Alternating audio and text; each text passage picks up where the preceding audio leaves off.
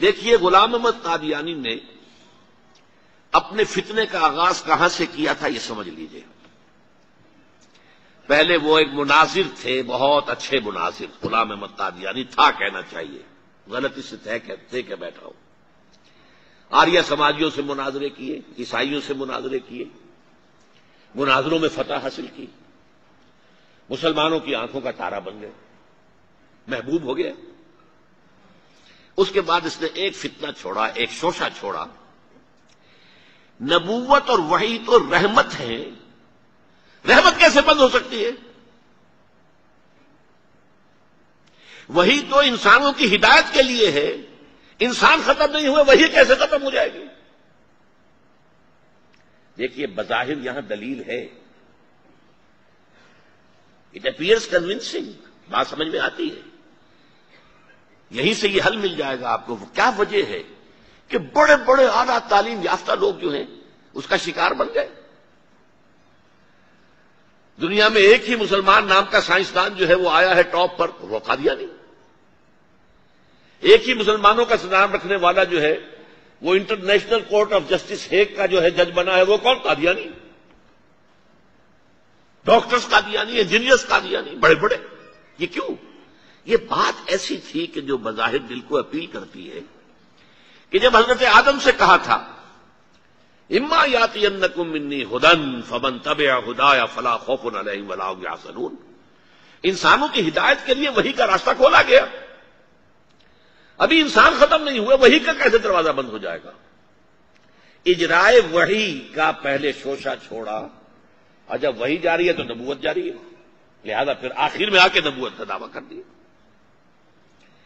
اس نے ایک مسئلہ اور استعمال کیا، یہ اصل میں چالاک اور ہوشیار لوگوں کے معاملات ہوتے ہیں۔ عوام الناس کی نفسیات کو متاثر کرنے کے لیے ایک اور شوشہ چھوڑا۔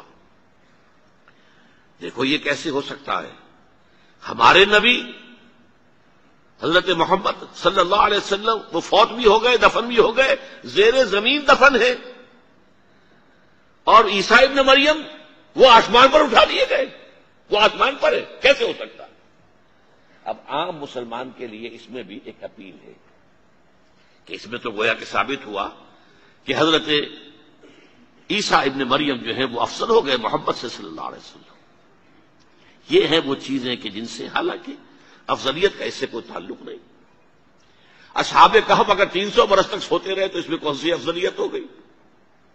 کوئی افضلیت کا سوال نہیں۔ اس اعتبار سے حضرت عزیر کو اگر 100 برس تک مردہ رکھ کر اللہ نے دوبارہ زندہ کر دیا، کون سی افضلیت اس میں ہو جائے گی؟ اللہ کی قدرت ہے، اللہ کر سکتا۔ لیکن عام آدمی کو اپیل کرنے والی باتیں ہیں یہ، لہذا اس نے شوشہ چھوڑا کہ نہیں یہ غلط ہے، یہ مولویوں کے ڈھکوسلے ہیں، یہ قرآن مجید میں صراحت کے ساتھ نہیں ہے، یہ حدیثوں کے اندر ہے، حدیثوں کے بارے میں جو ہے وہ ہم اطمینان نہیں کر سکتے کہ حضرت مسیح جو ہے وہ سولی نہیں چڑھائے گئے، وہ سولی چڑھائے گئے، وہ فوت نہیں ہوئے، البتہ زخمی ہو کر وہاں سے اتار لیے گئے تھے، پھر ان کا علاج معالجہ ہو گیا، پھر وہ علاقہ چھوڑ کر کشمیر میں آ گئے، یہاں آ کر ان کا انتقال ہو گیا، یہاں دفن ہوئے، یہاں کشمیر میں ان کی قبر بھی موجود ہے۔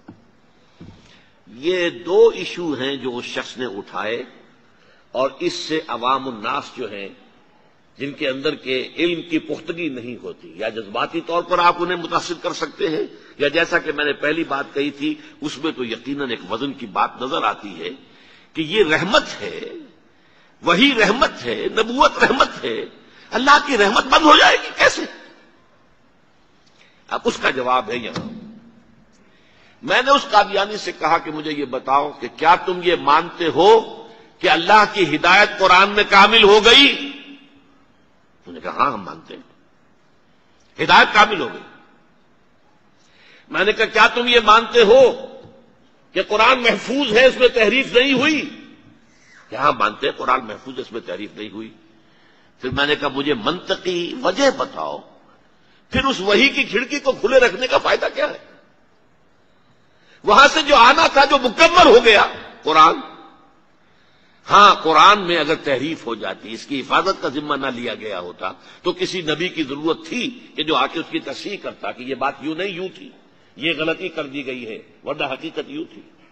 منطقی اعتبار سے ایک حاجت، ایک جواز پیدا ہوتا ہے اس وحی کے جاری رہنے کا اور نبوت کے جاری رہنے کا، بشرطے کہ ان دو باتوں میں سے کسی ایک کو مانو. یا تو یہ کہو کہ ہدایت قرآن میں مکمل نہیں ہوئی، اور یا کہو ہو تو گئی تھی لیکن قرآن جو ہے گم ہو گیا، قرآن کے اندر تحریف ہو گئی، وہ اصل قرآن نہیں ہے.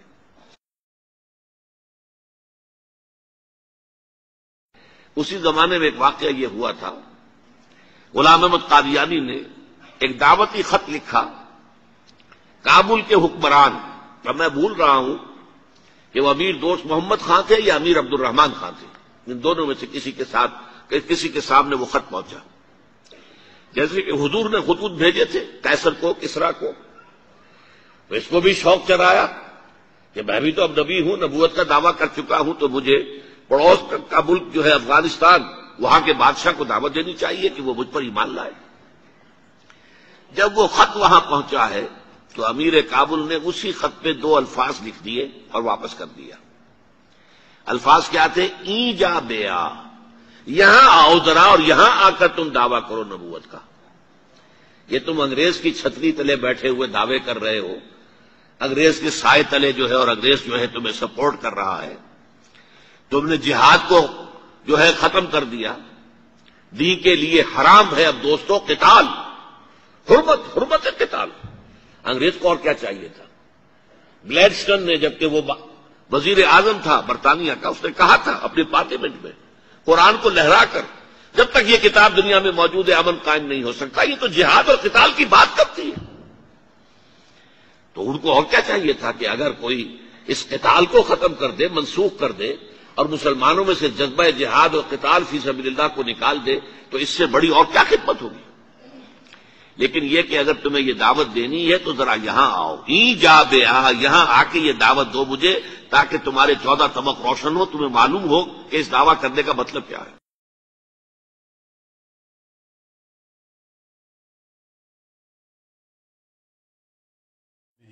کہ حضرت مسیح موعود علیہ الصلوۃ والسلام کو اسہال کی تکلیف تھی، جس کے نتیجے میں آپ کو بار بار بیت الخلا جانا پڑتا تھا، اور ظاہر بات ہے کہ اس کے نتیجے میں کمزوری ہوتی ہے. تو یہ سلسلہ چلتا رہا اور آخر میں یہ نکاحت اپنی انتہا کو پہنچی اور آپ کا وہاں پر وصال ہوا.